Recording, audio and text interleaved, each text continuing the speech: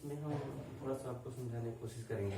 पहले ही चैप्टर से है, पहला चैप्टर आप देख रहे हो, उसी जो मैं कल बताया था उसको लेकर हम थोड़ा सा आगे बढ़ाएंगे। तो एक डिवीजन लेमा ये है क्या, इसको थोड़ा सा हमें समझना होगा कि डिवीजन लेमा। तो आप समझ पा रहे होंगे ये एक नाम है ना, मैथमेटिशियन होंगे जो उन्होंने नाम दिया है। और डिवीजन का मतलब आप समझ सकते हो, किसी नंबर का जो डिवीजन है किस प्रकार से हम करते हैं। और ये लेमा, लेमा देखिए क्या होती है। लेमा एक अपना स्टेटमेंट है और जो प्रूफ स्टेटमेंट है, मैंने यहाँ बकायदा जो है लेमा के लिए स्टेटमेंट यहाँ लिख दिया है। इसको आप प्रूफ नहीं कर सकते। जैसे आप सोचो अगर कंपेयर कर लिया जाए लेमा और थ्योरम में, अगर दोनों में हम कंपेयर करें तो आप समझोगे क्या, थ्योरम को हम प्रूफ कर सकते हैं लेकिन लेमा को हम प्रूफ नहीं कर सकते। ये अपने आप में प्रूव्ड है, वो समझ पा रहे हो, ये प्रूव्ड है। और ये आप देखो लेमा के लिए, लेमा और एल्गोरिथम दो चीजें हैं, दोनों को हमें समझना है। प्रूव्ड क्या है कि यदि हम कोई नंबर ले रहे हैं a is greater than b, हमने दो नंबर लिया, क्या a और b दो नंबर लिया, उसमें से एक नंबर दूसरे नंबर से बड़ा है, समझ पा रहे हो।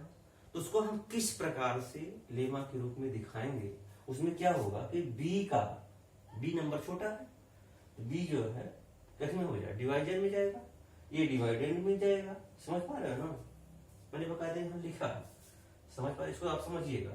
तो ये जो बड़ा होता है ये डिवाइडेंड होता है और ये डिवाइजर होता है। अगर इसका डिवाइजर में, इसमें जब डिवाइड आप करोगे तो मान लीजिए आपका रिजल्ट क्यू आया, कोसेंट कहते हैं इसको, और कुछ नंबर यहां आए होंगे और रिमाइंडर कितना है, आ रहा है आपका। प्यारे बच्चों समझिए, इसको हम किस प्रकार से लिख सकते हैं, तुम कैसे लिखोगे, लिखने के लिए अपने तरीका देखो कैसे लिखोगे। ये डिवाइडेंट होता है, हम जो छोटे क्लास में थे तो हमारे सर लोग यही सिखा करते थे, आंसर की जांच करना, समझ पा रहे ना, वही है आंसर की जांच करना, जैसा आपने सीखा उसी प्रकार से ये है। इसको ए को इक्वल ये इसका ए बी इंटू क्यू, क्या B into Q plus R, वही तो यहाँ लिखा है, समझ पा रहे। जो इस ए के इक्वल क्या होगा, B into Q plus R, B क्या है डिवाइजर, क्यू क्या है कोसेंट है, आर क्या है रिमाइंडर, तो ये क्या है डिवाइडेंड, समझ पा रहे हैं। लेकिन आपको एक कंडीशन हम यहां समझा सकते हैं, आपको समझाने की कोशिश करेंगे, वो है क्या कि b की वैल्यू होगी हमेशा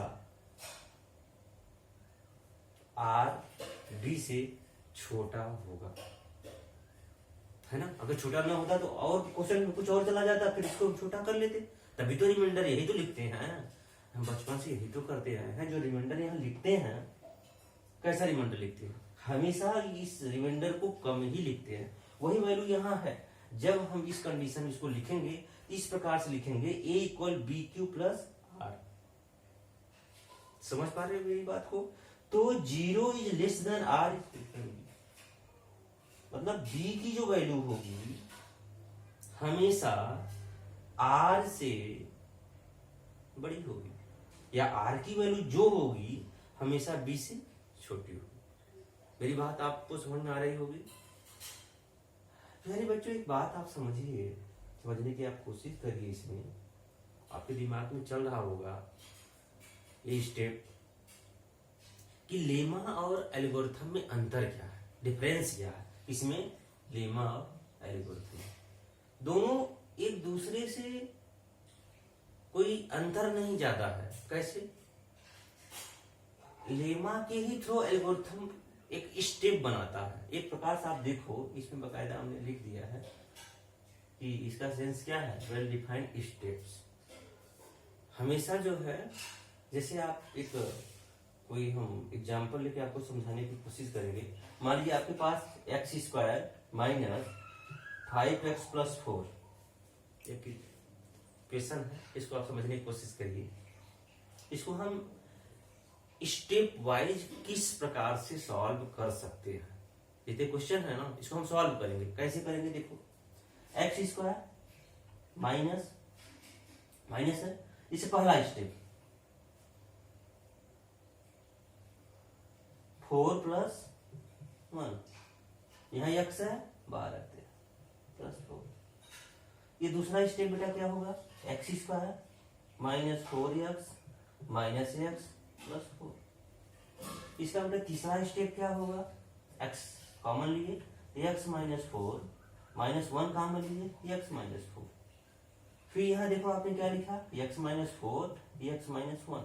ये जो स्टेप आपने लिखा यही स्टेप आपका एल्गोरिथम है। समझ पा रहे हो? जैसे आप देखो कोई दो नंबर ले सकते हो और कोई दो नंबर लेकर हम इस प्रकार से स्टेप लिख सकते हैं। यहाँ कोई एक ही नंबर पे हम स्टेप बना सकते हैं। कंडीशन होना चाहिए। कंडीशन क्या होना चाहिए बच्चों, आप समझिए। कंडीशन ये होना चाहिए कि इस कंडीशन को फॉलो करे। मतलब जो ये बी की वैल्यू है ऑलरेडी आर की वैल्यू बी से छोटी होनी चाहिए। जैसे आप देखो मैंने कोई एक नंबर लिया, इसको इस स्टेप को हम बनाने की कोशिश करेंगे। जैसे मैंने आपने 12 ले लिया, क्या ये एल्गोरिथम वाले स्टेप में बन सकता है?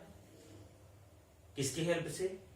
समझो, लेमा की हेल्प से। लेमा क्या है स्टेटमेंट? ये जैसे हमने 12 लिया, 12 को हम क्या लिख सकते हैं? आप समझने की कोशिश करिए। 12 को हम लिख क्या सकते हैं? 6 इंटू 2 प्लस 0 लिख सकते हैं, नहीं लिख सकते? फॉलो किया, a equal B Q plus are, are मतलब 0। जरा मेरी बात को आप समझने की कोशिश करिए। जो बी है वो क्या है, 6 है, और आर की वैल्यू क्या है, 0। समझ में आ रहा है ना? मतलब आर कम है कि नहीं है? और भी आप इसका स्टेप बना सकते हैं। और क्या बना सकते हैं, जरा सोचो।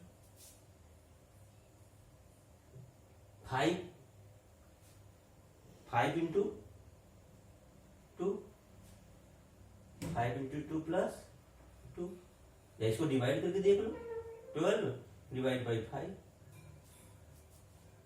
बच्चों समझो, अगर 5 का इसमें डिवाइड करेंगे कितना बार जाएगा? आया दोनों। ये क्या है? दो रिमाइंडर है, और ये क्या है? डिवाइजर है। डिवाइजर हमेशा रिमाइंडर से बड़ा होना चाहिए। बात आप समझ पा रहे होंगे मेरी बात को। तो आप यहां देखिए, 5 मतलब बी क्यू प्लस आर।